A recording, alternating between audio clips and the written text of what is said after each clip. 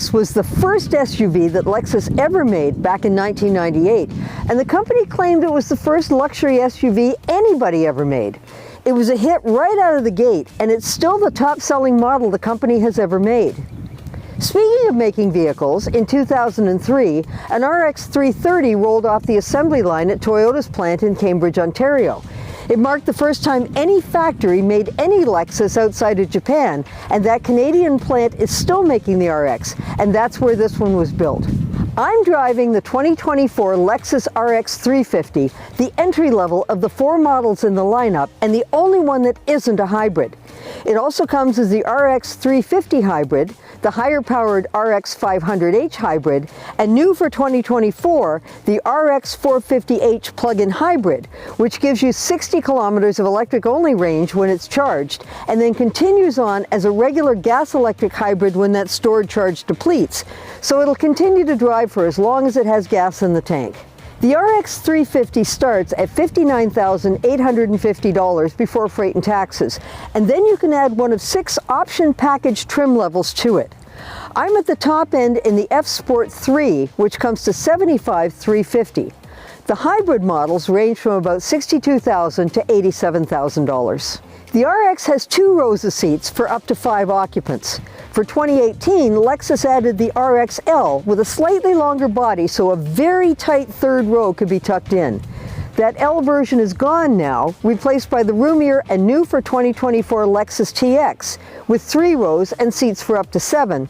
And so everything with an RX in its name is now 2 rows only. All of the RX 350 trims use a turbocharged 2-liter 4-cylinder engine that makes 275 horsepower and 317 foot-pounds of torque with an 8-speed automatic transmission and all-wheel drive. For driving performance, the RX 350 is a wonderfully well-rounded vehicle that's an absolute pleasure to drive. It's not a rocket, but it's got enough power to handle highway passing and merging, and its acceleration in city traffic is smooth and linear. The steering is light but accurate, it has a tight turning circle, and the ride is quiet and comfortable. You can take this on a highway trip, commute to work, run errands with it, or spin it around busy parking lots, and it handles it all and does it right. It's easy to get in and out of the RX because the sills aren't too high, and once you're in, it's a very nice environment. Legroom is good front and back. The rear seats are padded and contoured, and they're almost as comfortable as the chairs in front. Both the front and rear seats are heated and ventilated on most trim levels. On 3 of the trims, including my F Sport 3, the rear chairs are also power folding, which has high and low points. The good point is that if you're sitting in the back, you can use that power fold as an electric recline. The bad part is that if you're folding the seats down for extra cargo space, it takes forever. They also don't fold flat when you want the extra space to carry longer items. Almost all trims include a panoramic sunroof, a head-up display, the ability to use your phone as a digital key, and a 14-inch touchscreen with trial periods of subscription-based services, such as navigation, service connection, or remote access through your phone. These trials range from 3 to 10 years, depending on the service, and once they expire, you'll have to pay for them if you want to keep using them. There are some neat touches throughout, such as the double-hinge console box lid that opens on either side for access to the driver or passenger, a deep front storage cubby ahead of the shifter, rear temperature controls, and a dual-height cup holder that adjusts to tall or shorter mugs. But not everything is perfect, and that's mostly due to some needlessly fiddly controls. There are dials for the cabin temperature, but you change the fan speed by tapping or sliding your finger across the glass, which takes too much attention to be sure you're doing it right. There is an auto setting, but some people prefer to adjust everything individually. And then there's what Lexus calls its advanced touch steering wheel.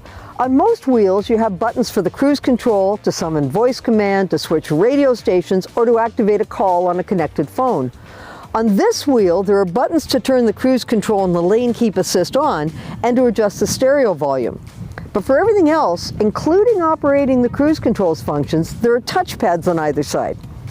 When you touch them, the functions show up in the head-up display.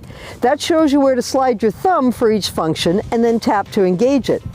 There are some shortcuts, such as tapping the far right side of the pad to cancel the cruise, and owners will become familiar with that.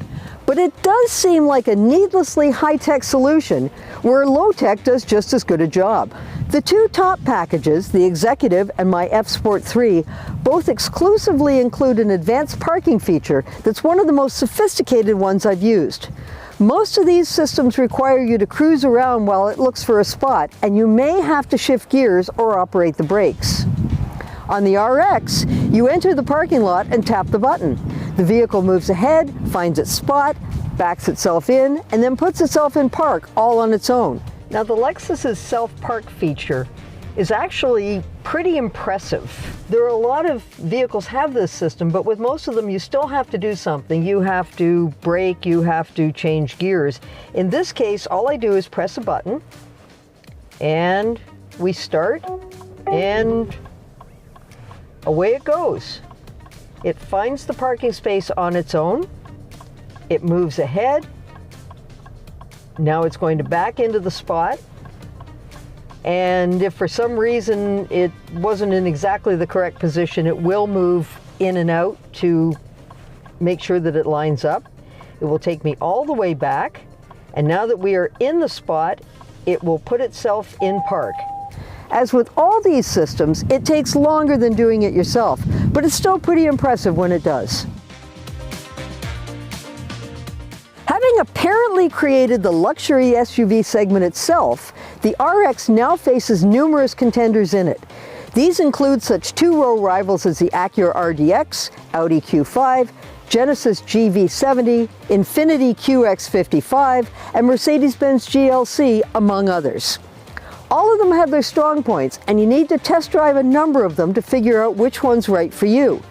The RX 350 has a couple of points that may or may not be an irritant for you, but for its comfortable ride and great road manners, it needs to be on your list. For Driving.ca, I'm Jill McIntosh, and for more news and reviews, be sure to visit us on social media, Instagram and Twitter.